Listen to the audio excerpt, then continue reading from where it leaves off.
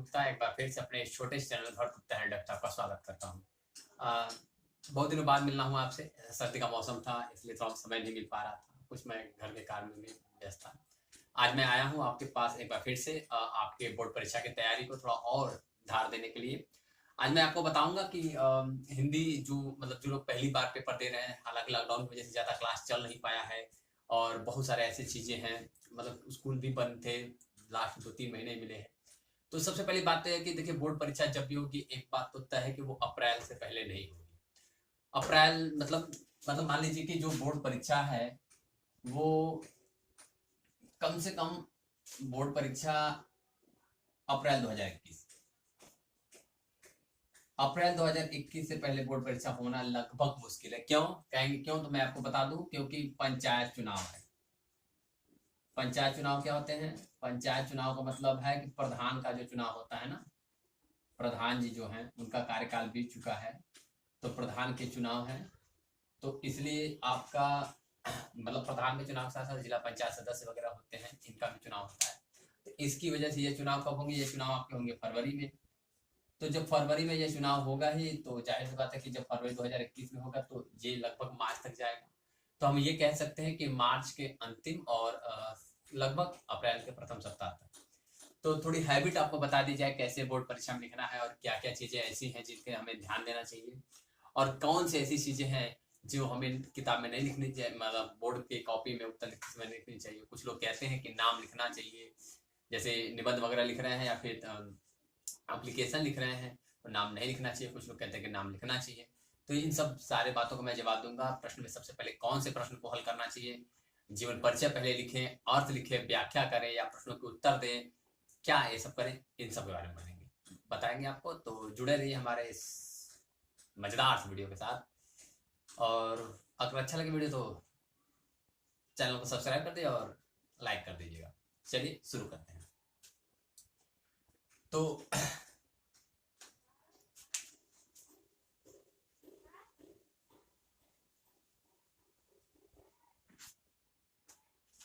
देखिए मैंने एक पेपर लिया है, ठीक है, और ये पेपर मेरा है सेट नंबर है, ये 2000 लास्ट टाइम 2019 का ही है, ठीक है। और ये सेट 801 AB का है, ठीक है। मैं सेट नंबर लिख दूं, पेपर नंबर अगर मैं लिखूं तो पेपर का जो सेट है, ताकि आप मिला सके, ठीक है। 801 और जो संकेतांक है उसका AB है। देखिए दो बातें ध्यान रखिए। सबसे पहली बात, जब आपको पहले कॉपी मिले, ठीक है, तो सावधानी सबसे पहले क्या करें? सावधानियों में 5 सावधानियां सबसे पहले करिए। देखिए कॉपी को चेक, पहले जो आपको कॉपी ले, बोर्ड कॉपी जो आपको मिलेगी, ठीक है, तो बोर्ड कॉपी जब आपको मिलेगी तो बोर्ड कॉपी को आपको क्या क्या चेक करना है? तो पहली सावधानी आपको ये देखनी है कि बोर्ड कॉपी पर मुहर लगी है या नहीं, ठीक है। मुहर लगी होनी चाहिए, ये देख लीजिए, चेक कर लीजिएगा कि मुहर लगी है या लगी है या नहीं, पहली बात, ठीक है। दूसरी बात क्या चेक करेंगे कि कॉपी जो आपकी मिली हुई है वो कॉपी कहीं से कटी या फटी हुई ना हो, या उसके पन्ने जो हो वो पन्ने भी उखड़े हुए ना हो, ठीक है। तो इन्हें देखिएगा। तीसरी बात क्या देखेंगे? तीसरी देखेंगे कि जो पन्नों के अंदर की जो लाइनिंग है, जो मतलब घासिया जिनको बोलते हैं, ठीक है, जो रोलदार कहा जाता है, तो रोलदार पन्नों में अंदर रोलदार पन्ने हैं, ये देख लीजिए। कहीं कहीं होता है जैसे कि अगर ऐसे लाइनिंग वगैरह खींची रहती है तो कुछ बीच में ऐसे मिट गया होता है, तो इसका ध्यान रख ले, ठीक है।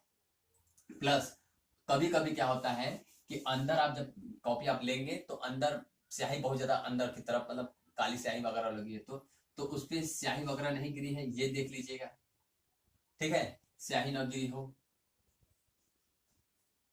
ठीक है। चौथी बात क्या देखेंगे? पेपर जो कॉपी होगा, कॉपी का प्रथम पेज, ठीक है, यानी जो आपकी बोर्ड कॉपी होगी, उत्तर पुस्तिका, ठीक है, ये जो उत्तर पुस्तिका है आपकी, उत्तर पुस्तिका में क्या होगा कि उत्तर पुस्तिका में एक बात नोट करिएगा, वहां पे आपके जो भी जैसे अलग अलग जैसे अनुक्रमांक है, शब्दों में है, फिर अंकों में है, फिर दिनांक, तिथि, पाली, ये सारी बातें स्पष्ट है या नहीं, और स्पष्ट रूप से अंकित। ठीक है,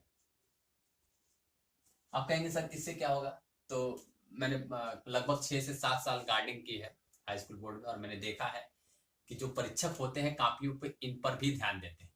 बच्चा जल्दी जल्दी में जाता है लेकिन वो भूल जाता है, इन सब बातों का ध्यान नहीं रखता है। सबसे आखिरी बात क्या ध्यान रखेंगे, तो इसलिए आपको ये सब सारी बातें ध्यान, आपको पर्याप्त समय मिलेगा, कोई दिक्कत नहीं है, आपको बिल्कुल भरपूर समय मिलेगा। कापी आप अपने कक्ष निरीक्षक जो रहेगा उससे आप बदलवा सकते हैं, कह सकते हैं कि हाँ सर यहाँ पे देखिए ऐसी ऐसी दिक्कतें हैं, क्योंकि देखिए आंसर ऐसी कॉपियों को नहीं जांचा जाता है। अगर आपकी कॉपी पर मुहर नहीं लगी है तो आपको कॉपी को नहीं जांचेंगे, वो सीधे उनसे बाहर निकाले। उनका कहना यह होगा कि यह जो बच्चा है यह कॉपी अलग से कहीं से लेकर आया है, जो केंद्र की मुहर जिस पे लगी नहीं है। जहां पे आपका सेंटर जाएगा, खासतौर पे लड़के या लड़के दो जो भी होंगे, जो 12वीं में होंगे वो भी, जो 10वीं में वो भी, तो आप उसे देख लीजिए पहले कि मुहर लगी है नहीं, ये बातें नोट कर लीजिए। उसके बाद फिर कॉपी अगर कहीं से कटी फटी होती है तो वो भी नहीं मान्य होता है, क्योंकि इनके पास जो सेंटर्स होते हैं उन पे कापियां बिल्कुल बोरी बोरी में भर भर के आती है। ठीक है, और सबसे पांचवी और अंतिम बात याद रखिएगा कि आपकी कॉपी पर एक कोड लिखा होता है। आपकी कॉपी पर कोड अंकित है या नहीं, कहां पे होगा मैं आपको बता दूं। जैसे मान लीजिए ये आपकी कॉपी है, ठीक है, तो कोड आपके यहां पर लिखा रहेगा। ठीक, मुहर कहां लगी रहेगी, यहां पर आपका मुहर होगा। ठीक है, मेरे पास एक बोर्ड कॉपी है लेकिन वो उसका फ्रंट पेज नहीं है। ठीक है, मैं इसे दिखा नहीं पा रहा हूँ आप लोगों को, फिर भी मैं कोशिश करूंगा बीच में आपको कहीं पे इसका फोटो शो कर दूंगा जिससे आप आराम से देख सकते हैं। देखिए यहाँ पे मुहर होती है, फिर इसके बाद बात करेंगे तो यहाँ पर कुछ डायग्राम होते हैं, फिर यहाँ पर लिखा होता है आपका अनुक्रमांक। ठीक है, इसमें पहले शब्दों में, फिर अंकों में, या फिर विषय इत्यादि ऐसे कॉलम्स होते हैं। लास्ट में यहाँ पर सिग्नेचर के लिए होता है कक्ष निरीक्षक का, और यहाँ पर कुछ ऐसे हाशिए बने होते हैं जो उनके लिए होता है जो आपकी कॉपी जांचेंगे तो वो इस पे नंबर चाहते हैं। ठीक है, तो ये क्यों, क्योंकि ये देखिए सीरीज नंबर जब नकल होती थी बहुत धड़ल्ले से, तो इसे रोकने के लिए यूपी सरकार ने इसे किया है। ठीक है, तो मुझे उम्मीद है ये पांच बातें जो हैं वो आप बिल्कुल समझ पा रहे होंगे कि पहले ये चेक कर लीजिएगा मुहर लगी है या नहीं। दूसरी, कॉपी कहीं से फटी या कटी ना होनी चाहिए, ना ही उसके पन्ने उखड़े होने चाहिए। जो आपके पन्ने के उसके लाइनिंग बिल्कुल सही होनी चाहिए, कहीं पे बीच में साई न गिरी हो या फिर वो पेज क्या हो, सादा ना हो, ब्लैंक ना हो, बिल्कुल खाली व्हाइट पेज के जैसा ना हो। ठीक है, उसके बाद बात करेंगे तो काफी जो उत्तर पुस्तिका है आपकी वो स्पष्ट रूप से उस पर अंकित होना चाहिए। सारी चीजें जैसे ये अनुक्रमांक वगैरह ये जो लिखा हुआ है ये बिल्कुल सही से स्पष्ट लिखा होना चाहिए। इसमें भी अगर कहीं ऊपर नीचे है तो आप बदल लीजिए उसे। और सबसे अंतिम बात यह है कि आपका कोड देखिए, क्योंकि अब पहले ऐसा नहीं होता था, ये लास्ट ईयर से हुआ है, पिछले साल से ही। ठीक है, 2020 से ही ऐसा लागू हुआ है, 2019 से मुझे शायद याद नहीं हो पा रहा है, तो 2019-2020 से ये कोड स्टार्ट हुए हैं ताकि कॉपी की अदला बदली नहीं की जा सके। ठीक है, तो आप इन पांचों बातों पर सबसे पहले ध्यान दीजिएगा। फिर इसके बाद हम बात करते हैं कि आप उत्तर लिखेंगे कैसे। ठीक है, क्योंकि पहला पेपर आपका हिंदी का रहेगा, देखिए उत्तर कैसे लिखेंगे। ठीक, देखिए कॉपी मिलने के बाद सबसे पहला काम आप ये कीजिए कि सबसे पहले आप उस पर हाशिया खींचिए। हाशिया क्या होता है मैं आपको बता दूं। जैसे ये आपकी कॉपी है, ठीक है, तो आपको कॉपी ऐसे मिलेगी, तो इस कॉपी पर क्या करेंगे, इधर की तरफ से करीबन 2.5 से 4 सेमी का, ठीक है, ये लगभग 2.5 से लेकर 4 सेमी का आप रोलदार बनाइए, और इधर की तरफ आप चाहे तो एकदम जरा सा 1 सेमी का ऐसे हाशिया खींच सकते हैं। मैं बता देता हूं क्यों। यहाँ पर आप जैसे आप कॉपी होगी तो यहाँ पे जैसे आपने लिखा प्रश्न संख्या, तो यहाँ पे इसके अंदर लिखेंगे ऐसे उत्तर। ठीक, और इधर इसलिए क्योंकि जब कापियां आप तो कॉपी लिख कर चले आते हैं, ठीक है, ध्यान दीजिएगा क्यों इधर की तरफ हल्का सा खींचना पड़ता है। या अगर नहीं खींचना चाहते हैं तो आप केवल उस लाइन को मतलब थोड़ा सा जगह छोड़ छोड़ के आप क्या कर सकते हैं, लिख सकते हैं।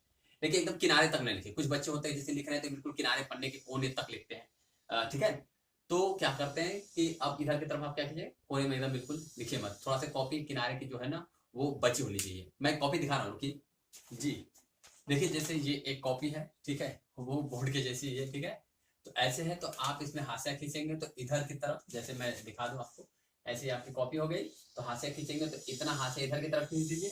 ठीक है, और इसके बाद इधर की तरफ का किनारा इतना कोने में एकदम जरा सा, इतना जितना भी आपका हो सके, लगभग 1 सेमी कहना है ना कि 1 सेमी। क्यों ऐसा करेंगे तो मैं आपको बता दूं। देखिए ये इसलिए ऐसा करना पड़ता है क्योंकि अगर आप ऐसा नहीं करेंगे तो ये कॉपियां फट जाती हैं। जब कॉपियों को सील किया जाता है, ऐसे रखकर कॉपी पर रखकर फिर पेपर लगाया जाता है, उसके बाद फिर उनपे मतलब सूती बोरा वगैरह होता है, उन बोरे को लगाकर फिर सिल दिया जाता है, उसको सील करके तब कॉपी जाती है। तो जब बांधते वक्त क्या होता है, किनारे से कापियां फट जाती हैं, तो ऐसे हो सकता है कि आप जो लिखे रहेंगे वो खराब हो जाएगा। तो इससे बचने के लिए आप उधर की तरफ भी रखें। ठीक है, मुझे उम्मीद आप समझ पा रहे हैं मेरी बातों को। चलिए अब आपको बताते हैं कि पेपर सेट में जब शुरू करें तो मैं जैसे कि मैंने एक पेपर लिया हिंदी का, ठीक है, ये है, आपको यहाँ पर दिखाई दे रहा होगा पेपर। ठीक है, तो पेपर में अगर मैं आपको पढ़ रहा हूँ तो देखिए इसमें से शुरू होता है, आपको कुल पता है। सबसे पहले जो प्रश्न होता है वो लिखा है निम्नलिखित कथनों में से कोई एक कथन सही है, उसे पहचान कर लिखिए। ठीक है, तो पहले ये बहुविकल्पी है, उसके बाद भी जो दूसरा है, दूसरा पहला का ख लिखा है निम्नलिखित कृतियों में से किसी एक कृति के रचनाकार का नाम लिखिए।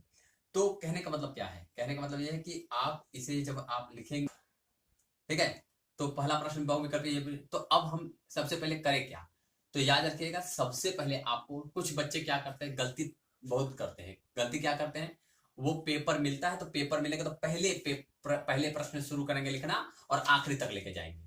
नहीं, पेपर में कतई नहीं लिखा होता है, उत्तर पुस्तिका में कतई नहीं लिखा होता है कि आप पहले ही प्रश्न से शुरू करें। आपको जो प्रश्न पहले आ रहा है आप उसका उत्तर लिख सकते हैं, आप इसके लिए स्वतंत्र है। तो हमें क्या करना चाहिए, हमें ऐसे प्रश्न का चुनाव करना चाहिए जो हम तुरंत उत्तर, जिसका हम, जैसे मैं बताऊंगा आपको कौन कौन से लिखना है। तो देखिए सर्वप्रथम मेरी बातों को याद रखिएगा, सर्वप्रथम आप 3 प्रश्नों का सबसे पहले जवाब लिखें, उसके बाद आगे बढ़ें। ये देखिए परीक्षा में टाइम मैनेजमेंट बहुत जरूरी होता है। अगर आपको मिलने को 3 घंटे हैं और लिखना इतने सारे वर्ड हैं, अगर आप टाइम मैनेजमेंट नहीं करेंगे तो हो सकता है कि आप कम नंबर प्राप्त करें। ठीक है, किसी जो आपने टारगेट बना के रखा होगा 85 या 89 या फिर और भी 90, ये जो भी आपने मतलब 70 75 80 90 जो भी आपने टारगेट बना के रखा होगा, लेखनी उत्तर न होने की वजह से गलत हो जाएगा और नंबर कम आएंगे। क्योंकि परीक्षक आपको तो नहीं देखता, परीक्षक आपकी कॉपी को देखता है, तो कॉपी आपकी थोड़ी सुंदर और स्पष्ट लिखी रहेगी तो बहुत ज्यादा अच्छा रहेगा। तो सबसे पहले क्या करेंगे, देखिए उत्तर लिखते समय पहले 3 प्रश्नों को लिखेंगे। कौन कौन से, सबसे पहला जो प्रश्न है आपका, ठीक है, सबसे पहला जो प्रश्न है, आप सबसे पहले लिखेंगे जीवन परिचय। अब कहेंगे सर जीवन परिचय ही क्यों, क्योंकि देखिए यही तो हमारा याद करके जाते हैं या तो रट्टा मार के जाते हैं कि भाई जो जन्म है, मृत्यु है, सन है, ये कब से कब है उनका। अब गए सबसे पहले आप जीवन परिचय लिखेंगे। देखिए जीवन परिचय कुल कितने नंबर का हो जाएगा आपका, 2 जीवन परिचय लिखना होता है, 3 के हिसाब से 6 नंबर का। एक कवि का लिखना पड़ता है, ठीक, और एक लेखक का, मतलब एक गद्य में से एक पद्य में से। तो सबसे पहले आप ये काम करेंगे। उसके बाद क्या करेंगे, दूसरे लेवल पे आप करिए क्या कि फिर अर्थ लिखिए।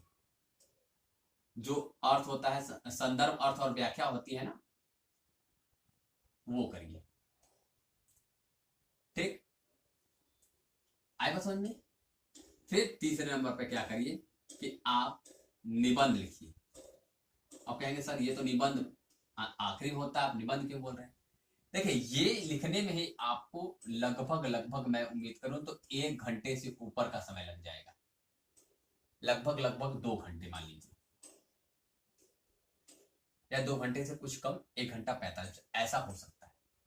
ठीक है, या तो 1 घंटा या लगभग 1 घंटा 45 मिनट तक, लगभग 2 घंटे तक। ये 3 प्रश्न अगर आपने लिख लिए, इसके बाद जितने भी प्रश्न हैं सबको अधिकतम 1 लाइन 2 लाइन 1 लाइन 2 लाइन में ही उत्तर लिखने हैं। ठीक है, तो आप ये सबसे पहले काम करें। इसके बाद अगर आपकी लिखने की इच्छा है कि सर क्या लिखें, तो आप चौथे नंबर पे ले लीजिए आपका जो खंड काव्य रहेगा। ठीक है, आपका जो खंड काव्य रहेगा, जैसे हमारा मान लीजिए हमारा चंदौली वाराणसी जिला आता है, तो हमारे यहाँ आता है तुमुल खंड काव्य। ठीक है, सबके जिले का अलग खंड काव्य होता है, आप पता लगाएंगे तो आपको पता चलेगा। जो खंड काव्य रहेगा उसके आधार पर चलचित्र लिखने के आता है या तो कहानी सर्ग वगैरह लिखने के लिए आता है, उसे लिखें। बात समझ में आ रही है। और उसके बाद फिर 5वें की आपकी इच्छा अगर हो गई तो फिर आपको जो रस लिखना है, छंद लिखना है, अलंकार लिखना है। ठीक है, मेरी बात समझ में आ रही है। ठीक है, इनको लिख लीजिए, फिर पेपर आपका कुछ बचा ही नहीं, आप बड़े धूमधाम के साथ इत्मीनान से इसके बाद जो बचते हैं, जैसे ग्रामर है, ग्रामर बचता है, या गद्यांश में आपका अर्थ लिखने के लिए आता है, ये जो संदर्भ व्याख्या होता है, इसमें जो आप देख रहे हैं प्रश्न नंबर 3 है उसमें से भी। ठीक है, मेरी बात समझ में आ रही है। इसके बाद आप बिल्कुल बहुत कम इसके बाद फिर उपसर्ग, प्रत्यय, पर्यायवाची, विलोम शब्द, यही सब लिखने होते हैं। ठीक है, तो ये लिखेंगे यहाँ पर। इसको आप संदर्भ व्याख्या का मतलब है, इसमें आप संस्कृत का भी जो व्याख्या है उसको भी लिखेंगे। मेरी बात समझ में आई भाई? तो हमें ये 5 काम पहले करने हैं। इसने करने में अगर आपने 2 घंटा, या मैं कह लेता हूं अगर आप 2.5 घंटा भी लगा लेते हैं, तब भी आप बड़े इत्मीनान से सारे प्रश्नों को हल भी कर लेंगे, और साथ ही साथ आप क्या करेंगे, आपका समय इतना बच जाएगा कि आप एक बार पूरा अपना पेपर रिवाइज कर सकते हैं कि क्या अभी छूटा है हमारा कोई प्रश्न या नहीं, किस प्रश्न को मैंने क्या लिखा, क्या लिखना चाहिए, या आप एक बार मेमोरी मतलब मेमोराइज कर सकते हैं, रिवाइज कर सकते हैं।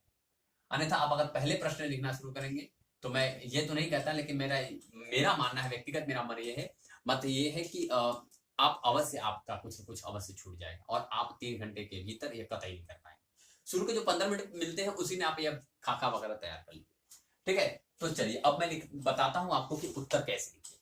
ठीक है जी, देखिए, तो उत्तर लिखने के लिए देखिए मैंने आपको जैसे बताया कि आपकी कॉपीज कैसी होनी चाहिए। तो जैसे मान लीजिए मैं आपका प्रश्न लेकर चलता हूं, मान लीजिए प्रश्न नंबर पहला ही लेकर चलता हूं। ठीक है, आप लिखेंगे तो कैसे लिखेंगे? ठीक है, तो प्रश्न नंबर पहला होगा, तो पहली बात तो आपका हाशिया खींचा होना चाहिए। हाशिया कितना होना चाहिए? मैंने बताया ये इतना होना चाहिए हाशिया, जिसमें हम उत्तर लिख सके, उत्तर। ठीक है, और जो प्रश्न आपको लिखना है, देखिए कुछ लोग क्या करते हैं, कुछ लोग बड़े ही चाव के साथ कहते हैं भाई कापी भर के आएंगे तो नंबर भर भर के मिलेंगे। हाँ, कुछ ऐसे परीक्षक हो मतलब कापी जांचने वाले हो सकते हैं कि आपकी भरी हुई कापी पर नंबर देते हैं, लेकिन जो वास्तविक नंबर होता है, इससे आप पासिंग नंबर प्राप्त कर सकते हैं, लेकिन कापी भरने के तात्पर्य आपके कंटेंट में थोड़ी सी मतलब वो वेट होना चाहिए, थोड़ा सा वो दबाव होना चाहिए, वो लगे व्यक्ति को कि हाँ आपने कुछ लिखा है।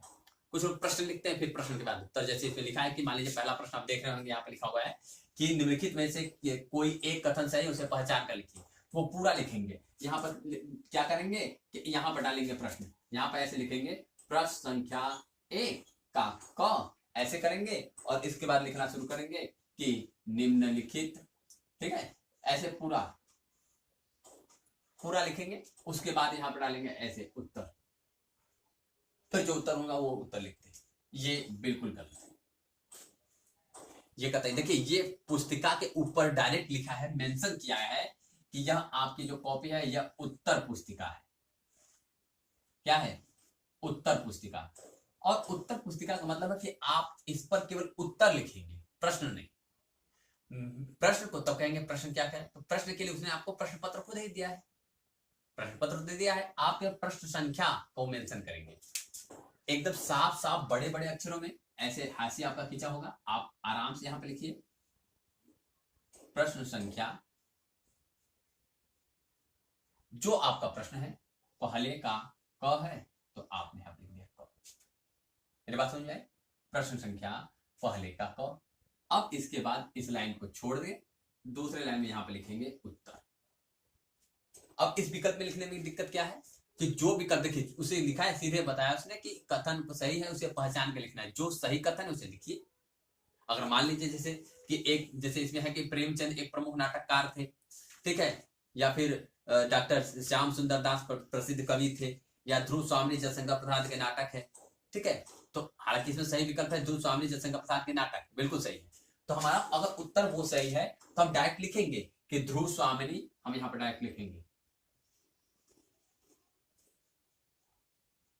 ध्रुव स्वामिनी, ठीक है, जयशंकर प्रसाद का नाटक।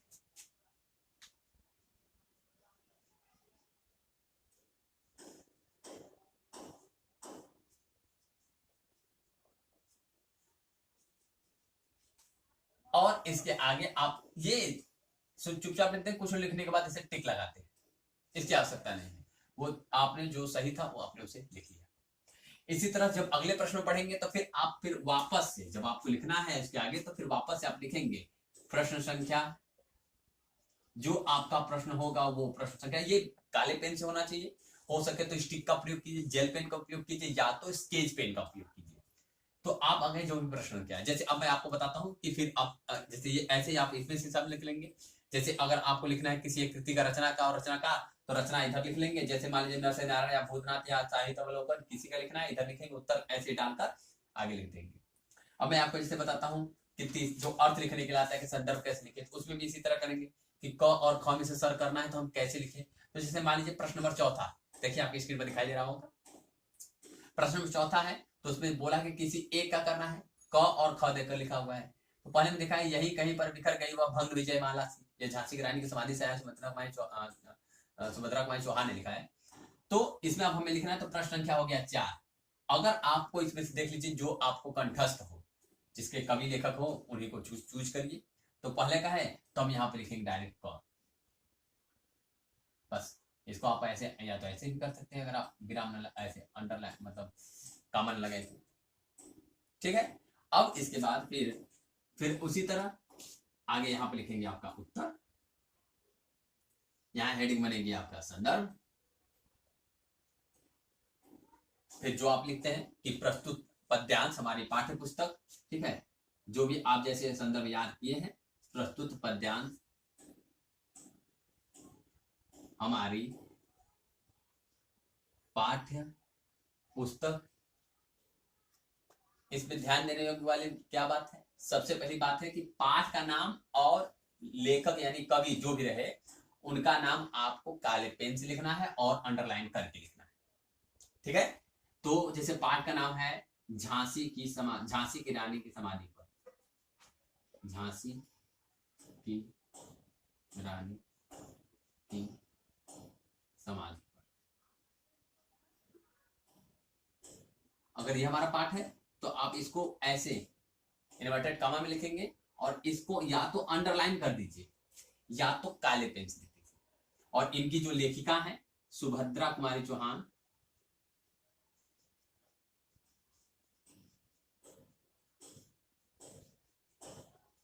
सुभद्रा कुमारी चौहान, इनको भी ऐसे अंडरलाइन कर लीजिए। क्यों कहा मैंने, इसलिए क्योंकि जो चेक करने वाला व्यक्ति होता है जो आपकी कॉपी जांचेगा उसको ये सब लिखते हैं, बस उसको ये देखना है जितनी जल्दी आपके साथ वो आगे बढ़ेगा उसे लगेगा कि नहीं हाँ आपने जो प्रमुख पॉइंट है उनको आपने मेंशन किया है, बस यहाँ पर ऐसे टिक का निशान मार के सही है वो चले जाएगा आगे।